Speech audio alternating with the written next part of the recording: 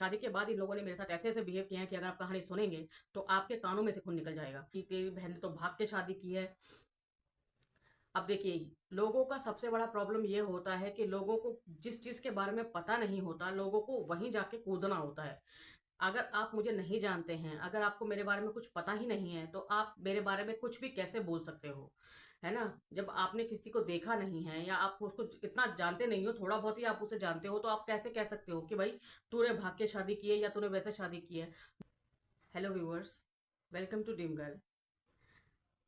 आज मैं आपके साथ अपनी लाइफ का एक ऐसा इंसिडेंट शेयर करूंगी जिसे सुनकर आपको लगेगा कि क्या ऐसा किसी के साथ हो सकता है। जी हाँ, बिल्कुल हो सकता है, क्योंकि मेरे साथ ऐसा हुआ है। जैसे कि मैंने आपको अपने शॉर्ट्स में बताया था, जिन लोगों ने नहीं देखा है वो देख लें। उस शॉर्ट्स में ही मैंने आपको बता दिया था कि मैंने 10 साल से भी ज़्यादा समय हो चुका है अपने माँ बाप से बात नहीं की है। तो यहाँ पर मैं छोटा सा ब्रीफ आप लोगों को देती चलूँ अपने बारे में कि मैंने काफ़ी लंबा समय हो चुका है अपने, जिन्हें कहते हैं घर वाले या जो भी माँ बाप भाई बहन होते हैं, उनको ना तो देखा है ना बात की है किसी से भी। और मैं अकेले ही रह रही हूँ। हाँ, मैं मैरिड हूँ और मैं अपने हस्बैंड के साथ रहती हूँ और हम दोनों ही अकेले हैं। ना तो मेरी हस्बैंड की तरफ से कोई हमारे साथ है और ना ही मेरी तरफ से कोई मेरे साथ है। तो हस्बैंड की जो फैमिली है उसका किस्सा तो बिल्कुल ही अलग है, वो मैं आपको बाद में चल के बताऊंगी। अभी फिलहाल मैं ये बताती हूँ कि मैं मैरिड हूँ और मैंने लव मैरिज की है। हमारे इंटरकास्ट मैरिज है और उसमें इतने पचड़े और इतनी कहानियां हुई हैं कि जो आप लोग सुनेंगे तो आपको लगेगा ये इतने सी बात का इतना बड़ा बतंगड़ जो बनाया गया है। ये बनना तो नहीं चाहिए, लेकिन कुछ लोग हैं जो बना देते हैं। तो यहाँ पर खैर शादी की बातें तो बाद में होती रहेंगी, जो मैं छोटी छोटी चीज़ें आप लोगों को बताती ही रहूंगी। लेकिन आज जो मैं बता रही हूँ, आज मैं ये बता रही हूँ कि जो माँ होती है वो क्या होती है। मैं जैसे अब हम लोग बचपन में कहानियां सुना करते थे कि एक राजा था, उसकी 3 बेटियां थी और तीसरी बेटी के साथ वो ऐसा कर देता है वैसा कर देता है। तो मेरा भी यही हाल है कि मैं वैसे तो चौथे नंबर की हूँ, लेकिन बहनों में मैं सबसे छोटी तीसरे नंबर की हूँ।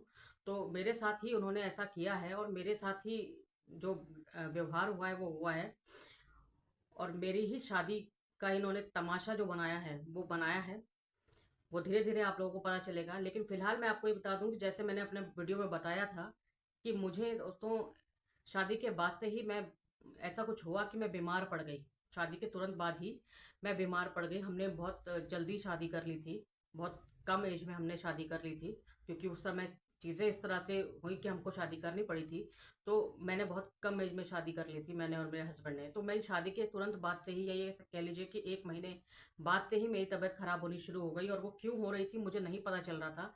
हम लोग पहली बात तो समझ ही नहीं पाए कि ये हो क्या रहा है, क्योंकि जब तबीयत खराब हुई तो हम लोगों ने शुरू शुरू में उस चीज़ को ये सोचा कि शायद, क्योंकि मैं एक शहर से दूसरे शहर गई थी, तो मुझे लगा कि शायद परिवर्तन है शहर की वजह से, होता है कभी कभी, या मैं बिल्कुल भरे पूरे परिवार से निकली हूँ और एकदम से अकेले माहौल में आई हूँ, उस वजह से भी कभी कभी ऐसा हो जाता है। लेकिन नहीं, धीरे धीरे जब तबीयत बहुत ज़्यादा खराब होने लगी तो हम लोगों ने डॉक्टर को दिखाना शुरू किया। लेकिन हम लोग, आप यकीन करेंगे, हम लोग इतने डॉक्टर्स के पास गए हैं अपोलो हॉस्पिटल में, इतने फिजिशियंस को हमने दिखाया है। किस किस को हमने नहीं दिखाया, बोन स्पेशलिस्ट को दिखाया, फिजिशियंस को दिखाया, बहुत सारे लोगों को दिखाया, गायनाकोलॉजिस्ट को दिखाया, लेकिन कुछ नहीं निकला। मेरी किसी भी रिपोर्ट में कुछ नहीं निकला। मैंने ब्लड टेस्ट करवाए थे, बहुत कुछ विटामिन के टेस्ट भी करवाए थे, विटामिन डेफिशिएंसी के टेस्ट भी करवाए थे, किसी चीज़ में कुछ नहीं आया। कमाल की बात ये थी कि मेरी किसी रिपोर्ट में कुछ नहीं आता था, लेकिन फिर भी मेरी तबीयत जो है दिन प्रतिदिन खराब होती चली गई। इतनी खराब हो गई कि ऐसा एक बार को लगने लगा कि मैं जैसे मरने ही वाली हूँ।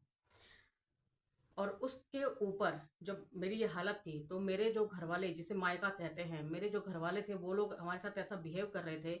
मुझे आज भी याद है कि जब मेरी नई नई शादी हुई थी और मैं बीमार थी, तो मैंने अपनी मम्मी को फ़ोन किया था और कुछ ऐसी बात हुई थी। तो मेरे, उससे पहले हम लोगों की किसी बात पे बहस हुई थी, तो मेरी मम्मी ने मुझे, मेरी मम्मी को पता था कि मेरी तबीयत खराब है, तो मेरी मम्मी ने मुझे फ़ोन पे ऐसे सीधे इस तरह धुतकार के मुझे ये बोला था कि तूने यहाँ फ़ोन क्यों किया है, यहाँ पर तेरी कोई माँ नहीं रहती।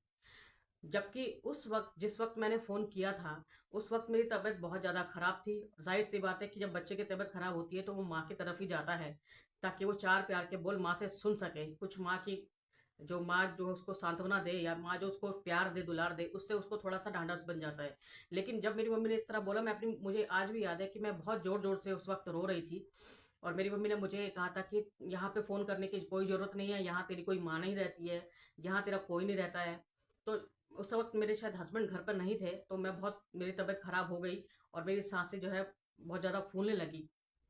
तो मेरे हस्बैंड जब आए थे तो तब मैंने बताया था कि मम्मी ने ऐसे-ऐसे बोला, तो मेरे हस्बैंड ने मम्मी को फ़ोन किया और मम्मी को ये बोला कि मम्मी ने आपने उसको ऐसा क्यों बोला?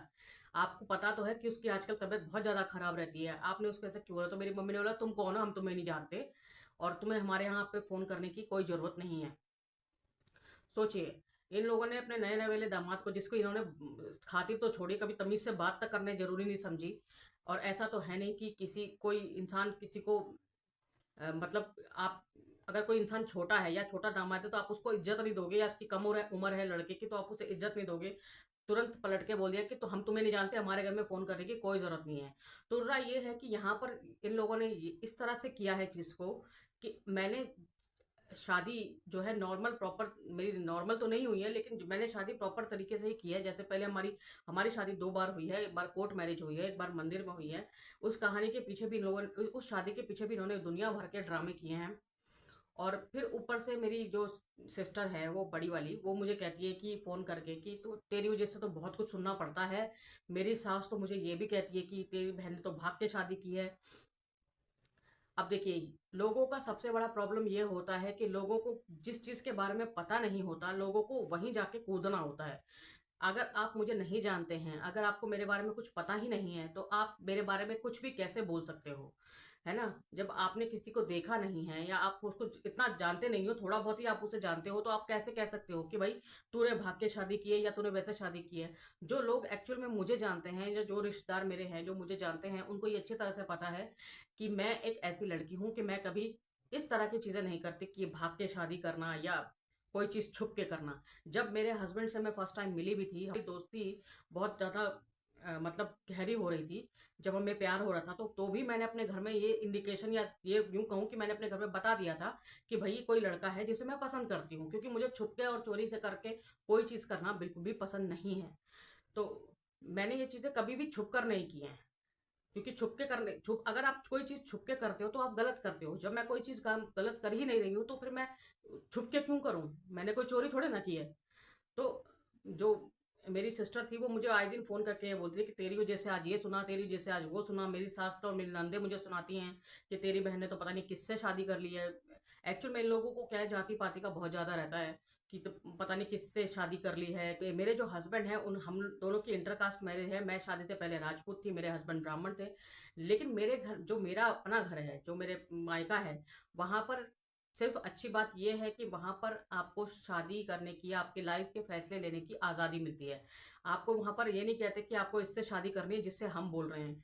मेरे जो पापा हैं, उनका ये मानना है कि भई आपको शादी उससे करनी है जिससे आपकी मर्ज़ी है। क्योंकि ज़िंदगी अंत में आपको बितानी है। ये एक वहाँ का अच्छा पॉइंट है जो मैं आपको बता रही हूँ, क्योंकि सिर्फ़ मुझे खराब पॉइंट ही नहीं बताने, जो मैंने ज़िंदगी में अच्छी भी चीज़ें देखी हैं वो भी बताऊँगी, जो बुरी चीज़ें देखी हैं वो भी बताऊँगी। लेकिन जो मेरे वहीं उलट जो मेरे इन-लॉज़ का घर है, जो मेरा ससुराल है, उनका बिल्कुल उल्टा है। उनका ये है कि शादी बिल्कुल माँ-बाप की मर्ज़ी से होनी चाहिए। जिस कास्ट के आप हो उसी में होना चाहिए। अगर ब्राह्मण है तो ब्राह्मण की में ही शादी होनी चाहिए, बाहर नहीं होनी चाहिए। उनका सबसे बड़ा प्रॉब्लम यही है। वो बिल्कुल जैसे गँवार होते हैं ना, जो पंचायतें बिठा देते हैं, उस टाइप के लोग हैं। तो उनको कोई फ़र्क नहीं पड़ता इस चीज़ से कि आप राजपूत हो या कोई हो, आप उनकी पसंद नहीं हो तो मतलब नहीं हो। अब जैसे कि मेरी ननद भी मुझे फ़ोन करके कहती है कि हम तो मानते ही नहीं हैं कि तुम मैं जब मैंने उसको ये बोला कि मैंने कहा तुम अपने भाई की पत्नी से बात कर रही हो, थोड़ा तमीज़ से बात करो, तो वो बोलती है कि हम तो मानते ही नहीं हैं। तो जब हम मानते ही नहीं हैं किसी चीज़ को, तो हम उससे तमीज़ से क्यों बात करें? अब ऐसे लोगों को तो कोई समझा नहीं सकता, भई तुमसे तो अक्लमंद की बात करना ही बेकार है, ऐसे लोगों से, जिनको ना इंडियन कानून का कोई नॉलेज है, ना वो कानून को मानते हैं, ना वो किसी चीज़ को मानते हैं। मैंने कहा हाँ, तुम तो मत ही मानो, लेकिन मैंने कहा कोर्ट तो मानता है, क्योंकि कोर्ट मैरिज तो मैंने की है। तो मैंने कहा तुम्हारे मानने से तो कुछ नहीं होता, तुम्हारे कहने से भी कुछ नहीं होता है। तो यहाँ पर सारी है कि वो जो मेरी सिस्टर थी, वो आए दिन मुझे फ़ोन करके ये बोलती थी कि मेरे को तेरी वज़ह से बहुत कुछ सुनना पड़ता है, कि मेरी ननदें और मेरी सास ये कहती हैं कि भई तेरी बहन जो है, छोटी बहन, उसने तो भाग कर शादी की है। एक्चुअल में लोगों को ये सिर्फ बोलना होता है कि भागकर शादी की है, जबकि मैंने भागकर शादी नहीं की। मैंने शादी जो की है वो कोर्ट मैरिज की है पहले। उसके बाद मेरी जो 18 जून को मेरी शादी कोर्ट में हुई थी। उसके बाद मुझे 21 जून की जो थी मेरी मंदिर की डेट थी, जो मुझे मंदिर में शादी करनी थी। लेकिन जो मेरे 2 भाई हैं, सगे भाई हैं मेरे, जो 2 भाई हैं, उन्होंने मेरे पापा को इतना ज़्यादा भड़का दिया कि मेरे पापा ने को गुस्सा आया। उन्होंने ये बोला कि पापा दुनिया क्या बोलेगी कि एक लड़की की शादी तुम ऐसे कर रहे हो, क्या कहते हैं, मंदिर में कर रहे हो। यहाँ हमारे तो खानदान में कभी किसी ने ऐसा नहीं किया है, मंदिर में शादी, और ये तो खड़े खड़े शादी कर रही है, ये कर रही है, वो कर रही है। तो मेरे पापा ने उस समय सब कुछ, मतलब जो शादी का सामान आना था, मेरे ख्याल से 19 तारीख या 20 तारीख का वो टाइम था, वो सब कुछ आ चुका था। आना भी क्या था, 2-4 घी के डब्बे और वो जो पूजा का सामान होता है वही आना था। बाकी मैंने किसी से कोई खर्चा वर्चा करवाया नहीं, ठीक है। तो वो सब चीज़ें आनी थी, लेकिन मेरे पापा ने मुझे ये बोला कि भाई हम शादी नहीं कर रहे मंदिर में, हम नहीं जाएंगे, और तुम हमारे घर से जो है निकलो फटाफट। तो 18 तारीख को मेरी शादी कोर्ट में हो चुकी थी। इन्होंने मेरे हस्बैंड की बेइज्जती करी, तो मुझे मैं और मेरे हस्बैंड फिर 20 तारीख के को इनके यहाँ से एज इट इज़, जैसे हम लोग थे वैसे ही, हम लोग बच्चे थे, हम लोग वैसे ही निकल गए। जो हमारे पास बैग था, जो मेरे पास 2-4 कपड़े थे, मैं वो लेके निकल गई, ठीक है। और उसके बाद हमारे पास क्योंकि कोई जगह नहीं थी जाने की, तो मैं अपनी फ्रेंड के यहाँ गई थी। उसके बाद मेरी सिस्टर ने मुझे, जो बड़ी वाली है, जो बाद में मुझे फ़ोन करके कहती कि उसके सास ने ये सुनाया, तो उसने मुझे फ़ोन किया और बोला कि तुम लोग हमारे यहाँ आ जाओ, जीजा जी कह रहे हैं। तो मेरे हस्बैंड ने ये बोला कि देखो अभी हमारे पास कोई चारा तो है नहीं, अभी हम वहाँ तो हम मुंबई तो नहीं जा सकते जहाँ मेरे हस्बैंड पढ़ाई कर रहे थे। तो उन्होंने कहा कि हम वहाँ तो जा नहीं सकते हैं, तो अभी तुम्हारी दीदी के यहाँ ही चलते हैं, क्योंकि हमारी मैरिज सर्टिफिकेट भी मिलनी थी। क्योंकि 18 को शादी हुई थी, तो मैरिज सर्टिफिकेट मिलने में 3-4 दिन लगने थे। तो उन्होंने कहा कि मैरिज सर्टिफिकेट भी मिलना है, तो एक काम करते हैं, हम लोग दीदी के यहाँ चलते हैं। तो हम उसके यहाँ चले गए, और वहाँ जो स्वागत हमारा हुआ है, और जो जो उन्होंने हमें बातें सुनाई हैं, वो मैं आपको धीरे धीरे करके बताऊंगी। कुल बात का सार ये है कि इन्होंने हमारी धो धो के ऐसी बेइज्जती करी है, ऐसी बेइज्जती की है। मैं सच बताऊं, जिंदगी में अगर आपके पास पैसा नहीं है, अगर आपकी जेब खाली है ना, तो ना कोई आपका माँ है, ना कोई आपके बाप है, ना कोई आपका कुछ है। आपकी जिंदगी में अगर आपका कोई सच्चा साथी है, तो वो सिर्फ पैसा है। आज की तारीख में मैं बता रही हूँ, और मैं अपना एक्सपीरियंस बता रही हूँ। अगर आपको कोई सच्चा साथी ऐसा मिल जाता है कि जो पैसे को ज्यादा तवज्जो नहीं देता है, आपको ज्यादा तवज्जो देता है, तो उसके साथ आप आंख बंद करके निकल जाइए। मेरी हमेशा से सोच ये रही है कि मैंने पैसों को कभी भी तवज्जो नहीं दी। मैं हमेशा से ही इंसान और रिलेशनशिप को ज़्यादा महत्व देती हूँ। तो यही कारण है कि जो मेरी बहन है वो मुझे बोलती थी तू बहुत ज़्यादा पागल है, क्योंकि इमोशनल होके कभी भी ज़िंदगी के फैसले नहीं लिए जाते। तो मेरी शादी के बाद मेरी बहन ने मुझे कहा था कि तूने इमोशनल होकर फैसला लिया है, तुझे पछताना पड़ेगा। कहने का मतलब ये कि तेरा हस्बैंड तो कुछ करता है नहीं, कुछ धरता है नहीं, पढ़ाई लिखाई ही कर रहा है, कुछ काम धंधा उसके पास है नहीं, और तूने ऐसे ही शादी कर ली शक्ल देख के। अब तुम्हारा खिड़की से जो है, जब मैं आटे दाल का पता चलेगा, तो तुम्हारा खिड़की से प्यार उड़ जाएगा। तो आज मैं बताना चाहती हूँ कि देखो, सिचुएशन कभी भी चीज़ सेम नहीं होती। सिचुएशन आज भी कुछ खास अच्छी नहीं है, लेकिन प्यार तो मेरा आज भी नहीं उड़ा है खिड़की से, ठीक है। जितने जितने बुरे समय आए हैं, उतने उतने हम और ज़्यादा मजबूती से जुड़ते रहे हैं।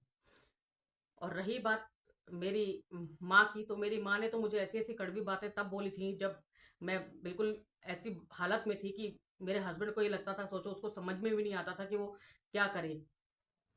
मेरी उस समय हालत ऐसी थी कि वो मेरे सामने मेरे कपड़े धोता था, और मुझे सिर्फ और सिर्फ रोना ही आता था। ये हालत थी मेरी कि मैं खड़े भी नहीं हो पाती थी ज़्यादा टाइम तक, इतनी बुरी हालत मेरी थी।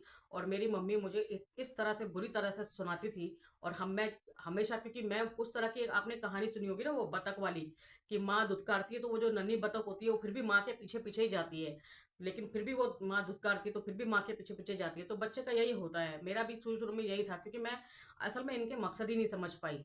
मुझे तो लगा कि कोई बात नहीं, शादी से पहले अगर ये लोग मुझसे इतना मुझे पसंद नहीं करते थे, तो शादी के बाद तो मैं अब इनका कुछ खाऊंगी नहीं, तो शायद इन लोगों को मुझसे इतनी नफरत भी नहीं होनी चाहिए। लेकिन नहीं, शादी के बाद इन लोगों ने मेरे साथ ऐसे ऐसे बिहेव किए हैं कि अगर आप कहानी सुनेंगे तो आपके कानों में से खून निकल जाएगा। आप कहेंगे कि ऐसी भी फैमिलीज होती हैं। तो आज मैंने सिर्फ मोटा मोटा ये बताया है, मुझे नहीं पता कि आप लोगों को ये कितना अच्छा लगेगा कितना नहीं लगेगा। लेकिन अगर आप लोगों को मेरी ये स्टोरी या मेरी लाइफ स्टोरी जाननी और है, तो आप प्लीज़ मेरे चैनल को सब्सक्राइब कीजिए, और मुझे सपोर्ट कीजिए। बेल आइकन को क्लिक करना बिल्कुल मत भूलिएगा, क्योंकि यहाँ पर मैं अच्छे और सच्चे दोस्त और फैमिली बनाने आई हूँ। आज के लिए बस इतना ही। मैं मिलूंगी आपसे कल एक और वीडियो के साथ। तब तक के लिए बाय बाय।